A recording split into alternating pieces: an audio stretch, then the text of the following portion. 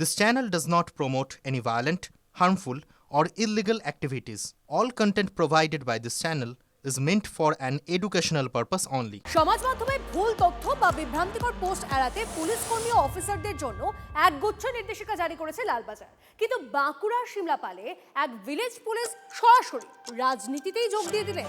যিনি village police তিনি আবার তৃণমূলের ব্লক সাধারণ সম্পাদক। ভিলেজ পুলিশ আবার তৃণমূলের ব্লক সাধারণ সম্পাদক। মধুসূদন কর্মকারের পদপ্রাপ্তি ঘিরে তোলপাড় বাঁকুড়ার সিমলাপাল।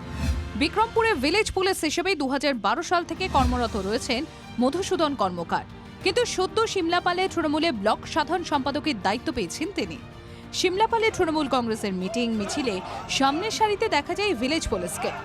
সিমলাপাল ব্লক তৃণমূলের যে কমিটি ঘোষণা করা হয়েছে সেখানে একজন ভিলেজ পুলিশ সাধারণ সম্পাদকের মতন একটা দায়িত্ব পেয়ে তৃণমূল মানেই পুলিশ আর পুলিশ মানেই তৃণমূল। এবার মাননীয় যেভাবে সরকারি সভাকে রাজনৈতিক সভায় রূপান্তরিত করেন সেই রকম ঘটনা একদম নিচু স্তর পর্যন্ত চলছে, থানা থেকে ব্লক থেকে সব জায়গায় এরকমই চলছে।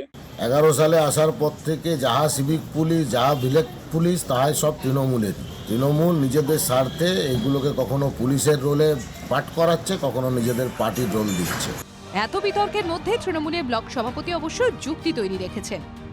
বিভিন্ন পেশার সাথে যুক্ত মানুষজন আজকে কিন্তু মমতা বন্দ্যোপাধ্যায়ের যে আদর্শে আদর্শিত হয়ে এবং তার যে উন্নয়নমূলক যে কাজ সেই কাজে উদ্বুদ্ধ হয়ে কিন্তু অনেকে এগিয়ে তৃণমূল কংগ্রেসে দলটা করছে। যদি ভিলেজ পুলিশে থাকাকালীন কোনো ব্যক্তি বা কোনো প্রশাসনিক কোনো লোক যদি কোনো কাজ করতে চান সেখানে তো কোনো সমস্যা হওয়ার কোনো কথা নেই। কিন্তু তৃণমূল বিধায়ক আবার অন্য কথা বলছেন।